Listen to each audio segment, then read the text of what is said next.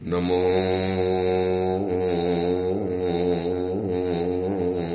હરિયંતાણમ, નમો સિદ્ધાણમ, નમો આયર્યાણમ, નમો વજ્જાયાણમ, નમો લોહે સૌવસાવુણમ, એસો પંચનમુકારો સૌવ પાવપણાસણો, મંગલાહાર્ણમ ચ સૌવેસી પરમમ વૈ મંગલમ. મંગલમ ભગવાન વીરો, મંગલમ ગૌતમ પ્રભુ, મંગલમ સ્થૂલભદ્રાદ્યા, જૈન ધર્મો સ્તુ મંગલમ. પ્રવચનનો વિષય છે ભયને ભયભીત કરનારો એક ભડવીર, રાજપુત્ર હરિવિક્રમ.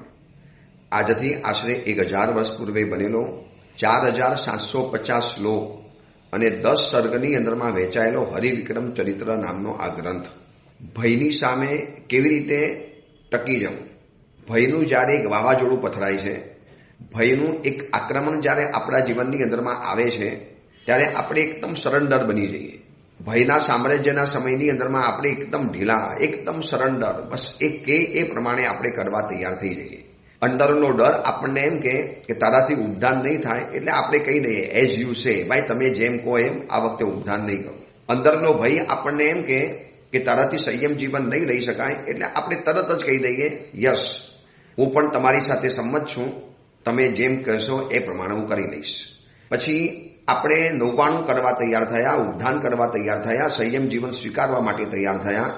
કોઈ પણ ધર્મ આરાધના, કોઈ પણ નવું સાહસ, કોઈ પણ નવું પરાક્રમ, કોઈ પણ નવી એક આરાધનાની શુભ શરૂઆત કરીએ અને આ ભય આપણને એમ કે આ તારું કામ નથી, તને નહીં ભાવે, તારાથી તો આવું નહીં થાય, તે પહેલા આવું ક્યારેય કર્યું જ નથી, તું સમજીને વિચારીને કરજે. એટલે આપણે આ ભયને સીધા તાબે થઈ જઈએ, સીધા એને સરેન્ડર બની જઈએ, એના ચરણોમાં સાષ્ટાંગ દંડવત નમસ્કાર આપણે કરી દઈએ, ભાઈ તમે કહો એમ પ્રમાણે.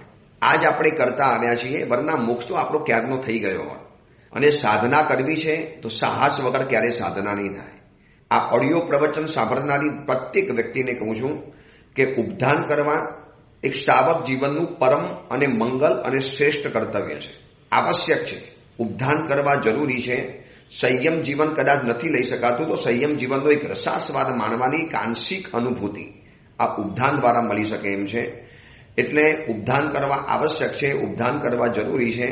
પણ જ્યાં ઉપધાનની વાત આવે એટલે સીધો જ વળી પાછો ભય આવી જાય, ડર આવી જાય, મારાથી નહીં થાય તો, આ ગરમી કેટલી બધી પડે છે, પછી આવી રીતે થાય તો, પછી ત્યાં લેટ્રિન બાથરૂમની શું વ્યવસ્થા હોય. તો એને કહી રાખું છું કે સાધના કરવી છે તો સાહસ કરવું જ પડશે. જો બિઝનેસ પણ ઘરે બેઠે નથી થતો, અભ્યાસ પણ ઘેર બેઠા બેઠા નથી થતો, અરે ક્રિકેટ દુનિયાની અંદરમાં નામ કમાવવું છે તો કેટલું બધું સાહસ કરવું પડે છે. બોલ વાગે, માથામાં વાગે, પગમાં વાગે, પેટમાં વાગે, તમ્મર પણ આવે, ચક્કર પણ આવે, શરીર થાકી પણ જાય, દુઃખી પણ જાય. 50 ઓવર સુધી મેદાનની અંદરમાં દોડવાનું એટલે ઓછામાં ઓછું એક ખેલાડીને 5 કિલોમીટર જેટલું દોડવાનું થતું હશે મેચમાં, 3 કલાકની મેચમાં. આટલો બધો પરસેવો આવે, આટલો બધો પરિશ્રમ કરે ત્યારે દુનિયાની અંદરમાં નામ થાય છે. શું એ લોકોને ગરમી નહીં લાગતી હોય? ક્રિકેટના સ્ટેડિયમની અંદરમાં તમે ભર ઉનાળાની અંદરમાં IPL જોવા માટે જાઓ, ત્યાં ગરમી નથી લાગતી? અને બધી જ ગરમીની વાત ક્યાં આવે? ઉપધાન કરવામાં જાઓ ત્યારે. આ મન એવું વિચિત્ર છે કે નેગેટિવ બાબતની અંદરમાં આપણને ડરાવશે, પોઝિટિવ બાબતમાં ડરાવશે. નેગેટિવ બાબતમાં તો આપણને સમાધાન કરાવશે. તો ગરમી લાગે ને, થોડું ઘણું તો સહન કરવું પડે ને, એમ થોડું થતું હશે, થોડી મહેનત તો કરવી પડે, બેઠા બેઠા તો કોને મળે છે? પરસે સિદ્ધિ તેને જઈ વરે, પરસેવે જે નાય. જે પરસેવાથી સ્નાન કરે છે એવી જ વ્યક્તિને સિદ્ધિઓની પ્રાપ્તિ થતી હોય છે. એટલે સાધના કરવી છે અને સાહસથી ડરવું છે. એ આ તો કેવી વાત છે, દૂધ પીવું છે અને ગાય નથી જોઈતી. તો ભાઈ દૂધ પીવું છે તો ગાયની જરૂર પડવાની, તો સાધના કરવી છે તો સાહસની જરૂરિયાત પડવાની. એટલે હું વારંવાર પ્રેરણા કરું છું, લગભગ રોજ એકાદ વખત તો તમને યાદ કરાવીશ કે ઉપધાન કરવા જેવા છે, કરો, આવો, કરવા જેવા છે ઉપધાન. એક વખત કરો, આનંદ મંગલ છવાઈ જશે. માત્ર ગરમીની ચિંતા છોડી દો. અને ગરમી લાગે તો કર્મનો ક્ષય વધારે થવાનો. અને ક્યાં જિંદગી કાઢવી છે? 45 દિવસ કાઢવાના છે, 45 ડેઝ. રમતા રમતા પૂરા થઈ જવાના. આટલી મોટી જિંદગી પસાર થઈ ગઈ. જિંદગીના 30 વર્ષ, 40 વર્ષ, 50 વર્ષ પૂરા થયા તો આટલા વર્ષો પૂરા નહીં થાય ઉપધાનની અંદરમાં, આટલા દિવસો પૂરા ન થઈ શકે 45 વર્ષ પસાર થઈ ગયા તો 45 દાડા જવાની અંદરમાં કેટલી વાર લાગવાની? 45 ડેઝ यूं ही गुजर जाएगा, આમ જ પસાર થઈ જવાના. પણ આ અટકાવે છે કોણ? ડર, ભય. અંદરમાં બેઠેલો ભય આપણને ભયભીત બનાવી નાખે છે અને એનાથી દૂર હટવા માટે આપણે આ કથાને જાણીએ છીએ. કથાને આપણે ત્યાં સુધી પહોંચ્યા. કથાના તંતુને યાદ કરજો. ભુવન સુંદરી રાણી, હરિવિક્રમ રાજા, જય નામના કેવળજ્ઞાની મુનિવરની પાસે આ સુરસેન રાજાનું ચરિત્ર સાંભળે છે. એમાં સુરસેન રાજાનો દીકરો વીરસેન હવે ચંદ્રસિંહને શોધવા માટે નીકળ્યો છે. ચંદ્રસિંહને શોધવા માટે જાય છે ત્યારે જંગલની અંદરમાં ગયા, સરોવર જોયું, શાંતિનાથ પરમાત્માનું જિનાલય જોયું, મહેલ જોયો, ચારણ મુનિવર આવ્યા અને ચારણ મુનિવરોએ આ મંદિરની ઉત્પત્તિની આખી જે નિર્વાણ કથા બતાવી. આફરીન થઈ જવાય. દેવલોકની અંદરમાં રહેલા બે દેવાત્માઓએ આ જિનાલય બનાવેલું અને એ બંને જણા વિદ્યાધર બન્યા, અમલ અને અકલંક. હવે બંને ભાઈઓ વૈરાગ્યની વાતોને ચડ્યા છે. વૈરાગ્યની વાતો એ વાગો લે છે કે ક્યાં સુધી આ સંસારમાં રહીશું? આ મોહ, આ વિષય કસાય, આ આશા, આ બધી પારકી પંચાત, સંસારની અંદરમાં રહીએ એટલે વિષય કસાયો કરવા પડે. ક્યાં સુધી આ કરીશું? ગુણોના સમુદાયને બારી નાખનારી આ બધી સંસારની પ્રક્રિયાઓ છે. આમાંથી આપણે છુટકારો પામવો છે. બંને ભાઈઓ ચર્ચા કરે છે અને બંને ભાઈઓની એક સરખી વૈરાગ્યની વિચારધારા ચાલે છે. સંવેગ રંગશાલા નામના ગ્રંથની અંદરમાં એટલું મજાની વાત બતાવી છે કે પખંતો માસંતો એમ લખ્યું છે કે એક 15 દિવસે અથવા તો એક મહિને અથવા તો આખરે 6 મહિને અથવા તો વર્ષની અંદરમાં એક વખત, એકાદ વખત જો વૈરાગ્યનો વિચાર મનની અંદરમાં પેદા ન થાય, એક નાનકડો વૈરાગ્યનો દીવો અંદરમાંથી જો ઝગમગે નહીં, એક વૈરાગ્યનું નાનકડું વિચાર અંકુરો જો આપણા મનની ધરતી ઉપર પેદા નથી થતો તો ત્યાં લખ્યું છે તાણ જાણ અભવ્યમ, લગભગ એ જીવોને અભવ્ય જાણવાના. હૃદયમાં એક વૈરાગ્ય પેદા ન થાય. આટલા બધા એક્સિડન્ટ, આટલા બધા તોફાન, રોજના કેટલા બધા એક્સિડન્ટ, કેટલા બધા બોમ્બ ધડાકા. આ જોઈ લો, ખાલી બાંગ્લાદેશની અંદરમાં જે રીતે હિન્દુઓની કડપીણ હત્યા થાય છે, કોઈને જલાવી દેવામાં આવે છે, કોઈને જાહેરમાં ફાંસી લગાવી દેવાની અંદરમાં આવે છે, કોઈને મારીને ખતમ કરી દેવાની અંદરમાં આવે છે, બેન બેટીઓ ઉપર કારમી રીતે, પાશવી રીતે, નૃશંસ રીતે, પાશવી રીતે બલાત્કાર કરવાની અંદરમાં આવે છે. આમ જોતાની સાથે પણ આપણા મોઢામાંથી ચીસ પડી જાય. તો એ લોકોએ કેવી રીતે સહન કર્યું હશે? કેવી રીતે એ લોકો આટલા બધા વિધર્મીઓની વચની અંદરમાં હિન્દુઓ ટક્યા છે મુઠ્ઠીભર અને સતત ફફડાટમાં જીવવાનું, ભયમાં જીવવાનું, ડરમાં જીવવાનું. ગમે તારે કશું પણ થઈ શકે. મન થાય ત્યારે પોતાની ઘરની યુવાન દીકરીઓને ઉપાડી જાય, તમે કશું જ ન કરી શકો. મજબૂરી કહેવાય, જીવતી નરકનો અનુભવ થાય.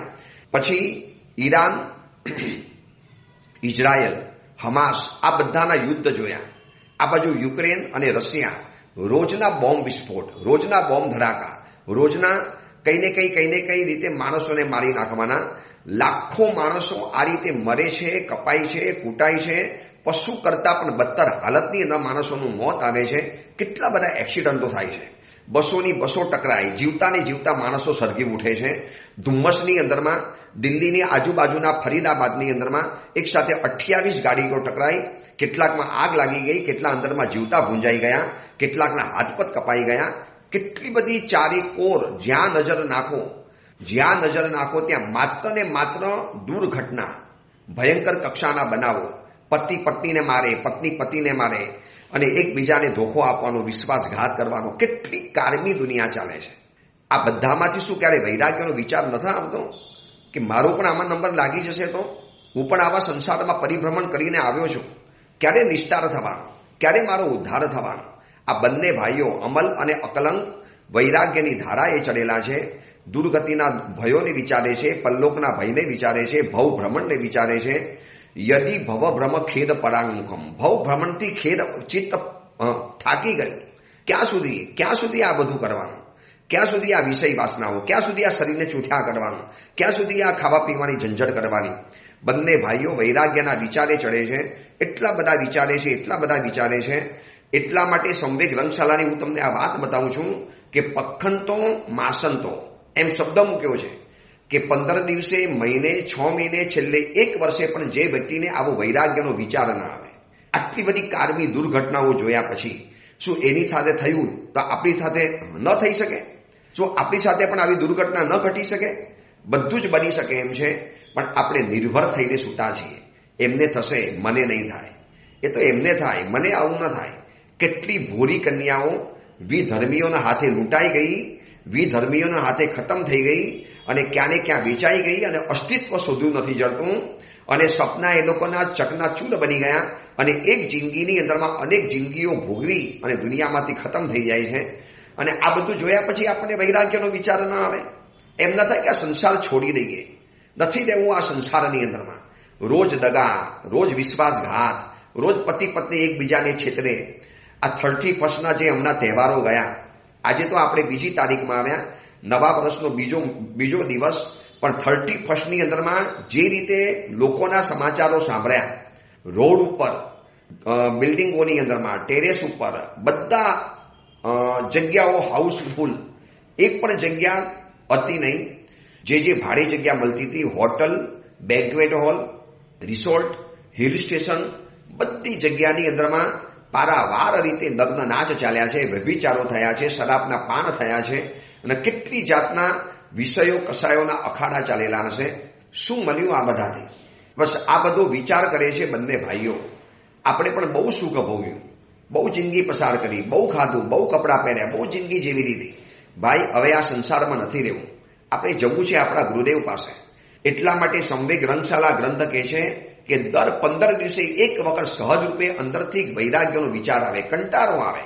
જે કરીએ છીએ એની ઉપર એક વખત થાય કે આ બધું છોડીને બસ એક સંયમની મસ્તીની અંદરમાં પહોંચી જઈએ, એક અદ્ભુત અણગાર બની જાઉં, અલગારી અણગાર બની જાઉં, આ સંસારની ઝંઝારમાંથી મુક્ત બની જાઉં.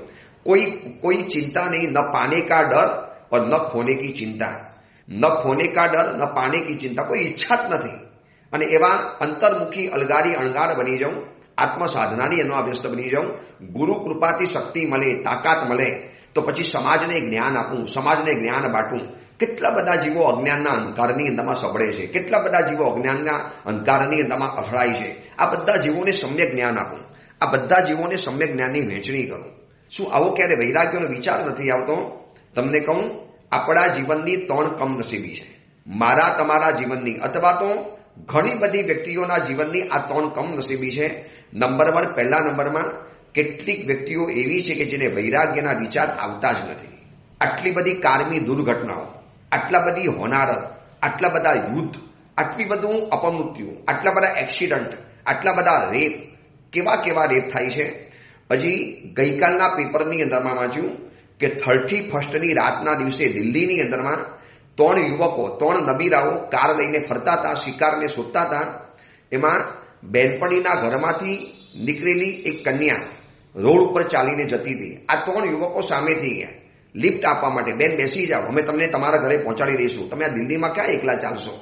એટલે છોકરીને સારા છોકરાઓ લાગ્યા અને વિશ્વાસ થાય એવી વાતો કરી એટલે બેસી ગઈ. બેઠા પછી આ લોકો અલગ રસ્તે ગાડી લઈ ગયા. વળી છોકરી ચીસાચીસ કરે છે, એક જણો ગાડી ચલાવે છે અને 2 જણાએ એની ઉપર જે પાશવી અત્યાચાર કર્યો છે, રેપ કર્યા છે, સામૂહિક રેપ કર્યો. વળી પાછો યુવક બદલાયો, ગાડી ચલાવનારો વળી પાછો આવ્યો. છોકરી ચીસાચીસ કરે છે પણ કાચ બંધ છે, ગાડી પૂરપાટ ભાગે છે, અંદરમાં સંગીત વગાડે છે અને 4 કલાક સુધી આ રીતે એની ઉપર રેપ કર્યો, એને પીંખી નાખી, એને ખતમ કરી નાખી અને છેલ્લે 90 કિલોમીટરની સ્પીડે ગાડી ચાલતી હતી ત્યારે બારીમાંથી બહાર ફેંકી દીધી, રોડ ઉપર છૂટી ફેંકી દીધી, જાણે કે એ લોકો કોથળો ફેંકતા હોય. કેટલી બેરહમી, કેટલા નિર્દય, કેટલા કઠોર, કેટલા ક્રૂર. કદાચ પરમાધામીઓ પણ આવા જ હશે. આપણને એમ થાય કે પરમાધામીઓ ક્યાંથી આવી ગયા, આ શહેરમાં ક્યાંથી આવા પરમાધામીઓ આવી ગયા છે. હવે આટલા બધા ભયંકર કિસ્સા જ્યારે સાંભળીએ છીએ એમ હૃદયમાં એક વૈરાગ્ય આવી જાય. યાર મારું પણ આવું થશે તો, મારો પણ આમાં નંબર લાગી જાય શું થશે મારું? કેવી રીતે આ બધું બરદાસ્ત કરીશ, કેવી રીતે સહન કરીશ? આ ઉદ્ધાનની અંદરમાં નાનકડી ગરમી પણ સહન નથી થતી. ગરમીના કારણે હું આરાધનાને છોડી રહું છું. હું ગરમીના ડરથી ઉદ્ધાન કરવાનું મુલતવી રાખું છું. જો ગરમીનો આટલો બધો ડર છે તો યાર નરકની અંદરમાં આનાથી ભયંકર ગરમી પડવાની છે. વૈરાગ્યના વિચાર કેમ નથી આવતા? આપણા જીવનની 3 કમનસીબી છે. નંબર 1, આટલું બધું જોયા પછી, આટલું બધું અનુભવ્યા પછી આંખની સામે લાઈવ પ્રસંગો જોવા માટે મળે છે. લાઈવ પ્રસંગો, એક્સિડન્ટના, યુદ્ધના, આ બધા સમાચારો, બધી જ દુર્ઘટના, બધા જ દુર્પ્રસંગો, બધા જ આઘાતજનક બનાવોના એક એક પ્રસંગો લાઈવ વિડીયો દ્વારા જોવા માટે મળે છે, પણ હૃદય બઠ્ઠર છે, સૂકું થઈ ગયું છે. એટલા માટે સંવેગ રંગશાલા કહે છે કે પખંતો માસંતો, જો એને વૈરાગ્યનો વિચાર ન આવે તો તાણ જાણ અભવમ, કદાચ એને જાણી લો કે એ જીવ દૂરભવી છે કે અભવી છે. કેમ વૈરાગ્યના વિચાર કેમ નથી આવતા? આપણે આપણી જાતને સવાલ પૂછીએ, કેમ ભાઈ હું પૂજા કરું છું, હું આરાધના કરું છું, હું સામાયિક કરું છું, મને કેમ વૈરાગ્ય પેદા નથી થતો? કેમ મને એમ નથી આ અસાર સંસારમાંથી નીકળી પડું, એક એવી જગ્યાએ પહોંચી જાઉં, બસ આત્મમસ્તી માનવી છે, બસ એક અલગારી જિંદગી જીવી લેવી છે, એક નિરંજન નિરાકાર બની અને આ સંસારમાંથી મુક્ત થઈ જવું છે. નથી આ સંસારનું પરિભ્રમણ મારે કરવું. આવો એક વૈરાગ્યનો અંદરથી પોકાર આવે, વૈરાગ્યનો વિચાર આવી જાય. પાસનાથ પરમાત્મા પોતાની પત્ની પ્રભાવતીની સાથે ચિત્રશાલાની અંદરમાં ઉદ્યાન જોવા માટે ગયા. નેમી રાજી ચિત્ર વિરાજી, ત્યાં નેમનાર પરમાત્માની લગ્નની જાણ જોઈ અને એમાં એક દ્રશ્ય જોયું કે હરણિયાઓએ પોકાર પાડ્યો, પશુઓએ પોકાર પાડ્યો અને એ જોઈ નેમનાર ભગવાન લગ્ન કરવાનું મુલતવી રાખીને ગઢ ગિરનારમાં પહોંચી ગયા અને સહસા વનમાં જઈને પ્રભુએ સંયમ જીવનનો સ્વીકાર કર્યો. આ જોયા પછી પાસનાર પરમાત્માને વૈરાગ્ય પેદા થઈ ગયો. નેમી રાજી ચિત્ર વિરાજી, ચિત્રથી વૈરાગ્ય થયો. અરે મારી પહેલાના પ્રભુ ચાલુ લગ્નમાંથી નીકળી ગયા અને હું લગ્ન કરીને બેઠો છું, મને કેમ આવું સાહસ નથી આવતું? અને ત્યાં લોકાંતિક દેવતાઓ આવ્યા, વિનંતી કરી અને પ્રભુએ સંયમ જીવનનો સ્વીકાર કરી લીધો. આપણે આટલી બધી દીક્ષાઓ જોઈએ, કેટલી બધી દીક્ષાઓ થાય છે. કેવા કોડ ભરેલા કુંવારા યુવકો, કેવી કોડવંતી કન્યાઓ, કેવી સુંદર દેખાતી કન્યાઓ, કેવા સોહામણા યુવકો સંયમ જીવનના માર્ગે જાય છે. કરોડપતિના, લાખોપતિ કરોડપતિના બાળકો અને ઉચ્ચ પ્રતિભા સંપન્ન, હાઈલી એજ્યુકેટેડ, વેલ રીચ, આવા બધા દીકરાઓ સંયમ જીવનના માર્ગે જાય છે. શું આ જોયા પછી આપણને નથી થતું યાર મને કેમ વિચાર નથી આવતો વૈરાગ્યનો? આપણા જીવનની 3 કમનસીબી છે. પહેલા નંબરમાં વૈરાગ્યનો વિચાર આવતો જ નથી. કદાચ એના કરતા આપણે લાવતા જ નથી. આપણે વિચારવું નથી એ દિશાની અંદરમાં. ભાઈ કોઈની દીક્ષા જોઈ વિચારો, હું પણ દીક્ષા લઈ શકું, હું પણ સંયમ જીવન લઈ શકું, કેમ મને ન થાય? સંસાર ભોગવી લીધો. હું તો એવા કેટલાય ઘરડાઓને છેલ્લા 6 વર્ષથી સુરતમાં છું, એટલે દરેક સંઘોના લગભગ બધા લોકોને પરિચયમાં આવી ગયા, લગભગ મોટા ભાગે શિબિરો કરી, પ્રવચનો કર્યા, શેષકાલમાં ફરું છું, એટલે લગભગ સમજો ને કે મોટા ભાગના લોકો સુરતમાં પરિચયમાં આવેલા છે. ઉપાસેમાં જે અવર કરે છે એની વાત કરું છું, બાકી બધાની વાત નથી કરતો.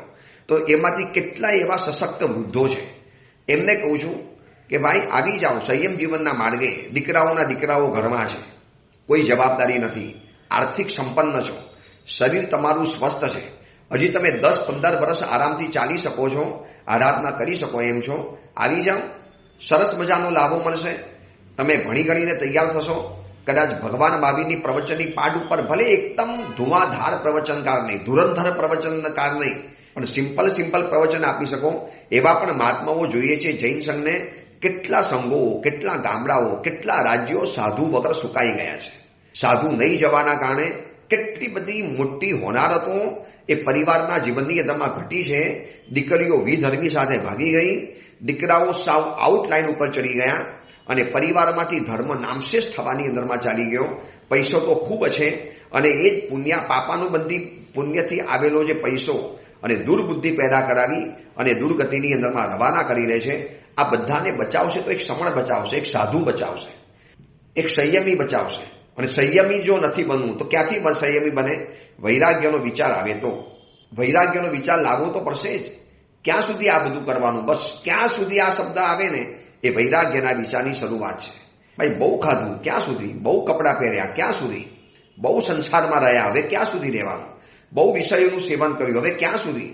બહુ બધા કસાયોનું સેવન કર્યું, 5 ઇન્દ્રિયોને બહુ પરિપોષણ કર્યું, બહુ પુષ્ટ કરી, હવે ક્યાં સુધી? બહુ બધા અલંકારો પહેર્યા, પણ ક્યાં સુધી? બહુ બધી મોજ મજા કરી, બહુ બધી વાર ફરવા ગયા, પણ ક્યાં સુધી? બસ ક્યાં સુધી આવે ને ત્યાંથી એક વૈરાગ્યના પ્રદેશની અંદરમાં પગલાં થવાના શરૂ થઈ જાય. તો આ બંને ભાઈઓ વૈરાગ્યના વિચારે ચડેલા છે. વૈરાગ્યનો વંટોળ એમના મગજની અંદરમાં તોફાન મચાવી રહેલો છે. એમ થાય કે ભાઈ બધું છોડીને ભાગી જઈએ, નીકળી જઈએ. આપણા ગુરુદેવ તૈયાર છે, ધર્મગોસ્વામી મહારાજ. આપણે પહોંચી જઈએ આપણા ગુરુદેવ પાસે, આપણે ગુરુદેવના એક અદ્ભુત શિષ્ય બની જઈએ અને સંસાર માત્રથી મન ઉઠાવી અને બિલકુલ સંસારની પાછળ જોવું નથી અને એક સંયમની મસ્તીની અંદરમાં અગાધ મજા માનવી છે, ચલો ભાઈ નીકળી પડીએ. તો એની કથા આપણને સવાલ પૂછે છે, આ કથા મને તમને પૂછે છે કે કેમ તમને કેમ વૈરાગ્યના વિચાર નથી આવતા, કેમ નથી આવતા? આપણને સવાલ કરે છે. શું જવાબ આપણે આપીશું? આપણે કહીએ કે કેવી રીતે થાય?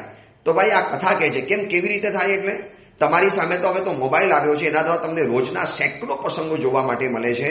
રોજનું ઘમસાણ, રોજની ધમાચકડી, રોજની મારામારી, રોજના એક્સિડન્ટ, રોજના ભયંકર કિસ્સા. આ સુરતની અંદરમાં હમણાં એક એવી વૈરાગ્ય પ્રેરક ઘટના બની ગઈ, એવી પ્રેરક કે આમ ભલભલાનું દિલ હચમચી જાય. બારડોલીની અંદરમાં રહેનારો એક યુવક, ઉંમર હશે કદાચ 28 થી 30 વર્ષની ઉંમર, લગ્ન થઈ ચૂકેલા હતા. કદાચ ઉંમર કદાચ આગળ પાછળ હોઈ શકે કદાચ, પરંતુ હમણાં સુરતની અંદરમાં સમાજની મેચ બહુ ચાલે છે. એટલી બધી સમાજની મેચ, છુટ્ટી આવી નથી અને સમાજની મેચ ઉપર લોકો તૂટી પડ્યા નથી.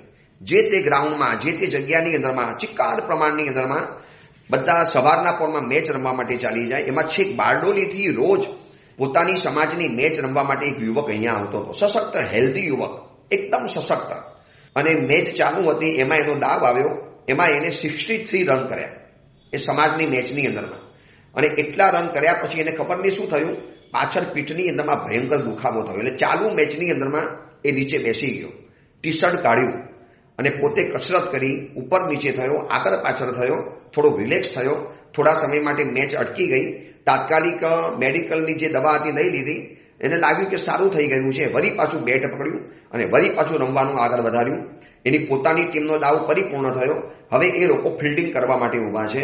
એમાં બાઉન્ડ્રી ઉપર આ યુવક ઊભો છે, જેને પહેલા દુખાવો થયેલો, જેને 63 રન કરેલા છે, જે બારડોલીથી આવતો હતો. અને ત્યાં વળી પાછો દુખાવો શરૂ થયો. હવે તો હજી કંઈક ઈલાજ કરે એની પહેલા તો આખો બેવડ બની ગયો, મેદાનની અંદરમાં ઢળી પડ્યો. તાત્કાલિક એમ્બ્યુલન્સ વગેરે બોલાવવાની અંદરમાં આવી. હવે આખી જે સમાજ આખો જોવા માટે આવ્યો છે, જે સમાજના સેંકડો લોકો મેચ જોવા માટે આવ્યા છે, બધા ભેગા થઈ ગયા છે. લોકોને ખબર નહીં કે આ કંઈક ભયંકર થઈ રહેલું છે. લોકોને એમ જ કે બેહોશ થયો છે, હમણાં ભાનમાં આવી જશે. પહેલા પણ આવું થયેલું હતું, મને દુખાવો તો થયો હતો. પણ એમ્બ્યુલન્સ બોલાવવી પડી. એમ્બ્યુલન્સ લઈ ગઈ અને સમાચાર આવ્યા કે 28 વર્ષનો આ યુવક ક્રિકેટ રમતા રમતા ઢળી પડ્યો. ખતમ થઈ ગયો, ખેલ ખતમ. લગ્ન કરેલા છે, વાઇફ છે, પરિવાર છે, કોડ ભરેલો યુવક છે, 63 રન કરી ચૂકેલો છે. મેચ ચાલુ છે, જીવનની મેચ પૂરી થઈ ગઈ. હજી એની વિકેટ નથી પડી, પણ જીવનમાંથી વિકેટ પડી ગઈ. કેવી ભયંકર હાલત. મને આખો વિડીયો એક શાવક આવીને બતાવ્યો, ગુરુદેવ જોવો, એક વખત જોવો. આવું બધું બહુ લગભગ જોવું નહીં, પણ ગુરુદેવ આગ્રહ કર્યો એટલે જોયું. આખું દ્રશ્ય જે ઝીલાયેલું છે સીસી કેમેરાની અંદરમાં આખું બતાવ્યું. જોતા જોતા એમ થયું કે પ્રભુ, ગમે તારે મારી સાથે પણ આવું થઈ શકે છે. ક્યારે પણ સૂતા સૂતા અંધારામાં જોજે મૃત્યુ ન થઈ જાય, મનની મનમાં ના રહી જાય. હવે એ યુવકના પરિવાર ઉપર કેવી વીજળી તાટકી હશે, એની યુવાન પત્ની ઉપર કેવા અંદરમાં આઘાત લાગ્યા હશે. શું કરી શકાય? પ્રાણ જ્યારે જાય છે ત્યારે કોણ સાચવી શકે, કોણ સંભાળી શકે, કોણ સાચવી શકે? હવે જોવાની બાબત એ છે કે આવું મેચ દરમિયાન આ યુવકનું આવું મૃત્યુ થયું છે. અને એના સમાજના કેનારા માણસો મને કહેવા માટે આવ્યા, સાહેબ શું જમાનો છે, શું યુગ આવ્યો છે. આ દીકરો આવી રીતે ગુજરી ગયો, છતાં પણ બીજા દિવસે કે ત્રીજા દિવસે મેચ ચાલુ થઈ ગઈ, મેચ અડકી નહીં. અરે એક વ્યક્તિનું પ્રાણ ગયો, એક પરિવારનો યુવાન દીકરો ગયો. તમારી સાથે મેદાનની અંદરમાં રમનારો એક ખેલાડી આઉટ થઈ ગયો, જિંદગીમાંથી નીકળી ગયો. મેચમાંથી આઉટ નહીં, જીવનમાંથી આઉટ થઈ ગયો. તો એના માટે સમાજની મેચ રદ ન કરી શકાય. આપણે એક વૈરાગ્યનું કારણ છે. કોણ કોનો સમાજ, કોણ કોનો પરિવાર, કોણ કોનું ધ્યાન રાખવાનું, કોણ કોના માટે જીવવાનું, કોણ કોના માટે વિચારવાનું, કોના માટે જિંદગી જીવીએ છીએ આપણે. શું કરશું આ બધું કરીને? આ બધું ભેગું કર્યું, ગ્રુપ બનાવ્યું, મારા સગા સંબંધી એના માટે દોડ્યા, એના માટે ભાગ્યા, એના માટે ધર્મ છોડ્યો, એના માટે આરાધના છોડી, એના માટે દેવગુરુ સાથે કોમ્પ્રોમાઇઝ કર્યું. પણ શું મળ્યું આખરે? કોઈએ આપણા માટે મેચ અટકાવ્યું? કોઈએ આપણા માટે કોઈ પ્રસંગ જતો કર્યો? કોઈએ આપણા માટે 31st કોઈ પાર્ટી જતી કરી? આ યુવકનું મોત જોયા પછી શું કોઈએ આખો વિડીયો આખા સુરતમાં વાયરલ થયો? તો જ મને એ ભાઈ બતાવવા માટે આવ્યા.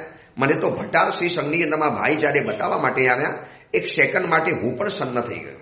અને બીજા દિવસે જ્યારે આ સમાચાર આપ્યા ને કે સાહેબ મેચ તો ચાલુ છે, એ અટકી નથી, ત્યારે એમ થયું કોણ કોનું છે, વૈરાગ્યનો વિચાર ન આવે તો જ આશ્ચર્ય થાય. એટલી બધી પારાવાર ઘટનાઓ રોજની બને છે. કોઈ ક્રિકેટ રમતા રમતા, કોઈ ગાડી ચલાવતા ચલાવતા, કોઈ ગરબા રમતા રમતા, કોઈ લગ્નની અંદરમાં જમતા જમતા. હવે તો રીસરના ઢરી પડે છે, કશું જ નથી, ઉભા ઢરી પડે છે. આ કોરોના પછી ખબર નહીં કેવા પ્રકારનો રોગ લાગુ પડ્યો છે. વેક્સિનના કારણે હોય કે કોઈ પણ કારણે હોય તો આપણને તો ખબર નથી, પણ શું થયું છે એ જ ખબર નથી. કેટલા નવ લોહિયા યુવાનો ઢરી પડે છે, ખતમ થઈ જાય છે, કોઈ શરીરમાં રોગ નથી. જે યુવક મેચની અંદરમાં 63 રન કરી શકે છે અને ફિલ્ડિંગ કરી શકે છે અને જોતાની અંદરમાં જીવનની મેચમાંથી આઉટ થઈ ગયો, જિંદગીની મેચમાંથી કાયમ માટે બહાર નીકળી ગયો, તો આપણી સાથે આવું ન થઈ શકે? વૈરાગ્યનો વિચાર આવતો નથી. આ પહેલું કલંક છે આપણા જીવનનું. કેમ નથી આવતો વૈરાગ્યનો વિચાર? જાતને સવાલ પૂછો. હું મારી જાતને પૂછું, તમે તમારી જાતને પૂછો, કેમ મને વૈરાગ્યનો વિચાર ના આવે? કેમ ના આવે? આવી શકે, આવવો જ જોઈએ. અરે 15 દિવસે એક વખત ક્યારે આમ શાંતિથી સુનમુન થઈને બેઠેલા હોઈએ, રૂમની અંદરમાં અંધારું કરીને બેઠેલા હોઈએ. ક્યાં સુધી આ બધું? મર્યા પછી શું? નવો જન્મ ક્યાં થવાનો? ક્યાં જન્મવાનું? શું થશે મારું આગળ? આ અસાર સંસારમાંથી, સંસારાત અતિ ભીષણા હહામમ મુક્તિ કથમ ભાવીની. આ અસાર સંસારમાંથી મારો છુટકારો ક્યારે થવાનો? શું આ જન્મ મરણના ચક્ર ચાલ્યા જ કરવાના? આ દર ભવની અંદરમાં નવો સંસાર ઉભો કરવાનો, વરી છોડવાનો, વરો ઉભો કરવાનો, નવો છોડવાનો, કોકના માટે હસવાનું, કોકના માટે રડવાનું, કોકને ખુશ રાખવાના, કોકનાથી ખુશ રહેવાનું.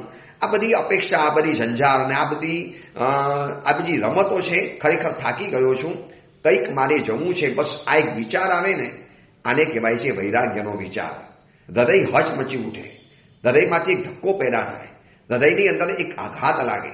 તો આપણા જીવનની આ 3 કલંક છે, આપણા જીવનની 3 કમનસીબી છે કે પહેલા નંબરમાં વૈરાગ્યનો વિચાર આપણને આવતો નથી. બીજા નંબરમાં આવે છે, કદાચ આવે છે, આ બધી ઘટનાઓ જોઈને આવે. હું અત્યારે આ તમને પ્રવચન આપું છું, આ સાંભળતા સાંભળતા ઘણા લોકોને થશે ગુરુદેવની કેટલી બધી સાચી વાત છે, કેટલી બધી વાસ્તવિકતાવાળી વાત છે. કદાચ આ સાંભળ્યા પછી કેટલીક વ્યક્તિઓના હૃદયમાં થશે, યાર સારું વાત છે, દીક્ષા લઈ લો, ઉપધાન તો કરી જ લો, ઉપધાન તો કરી જ લેવા છે આ વખતે, ગમે તે થાય. અરે ગરમી કે એસી તેસી, ગરમીને છોડો સાઈડમાં. હવે આ જિંદગીની મેચમાંથી આઉટ થઈ જાય છે, તો મારે તો ખાલી ગરમી સહન કરવાની છે.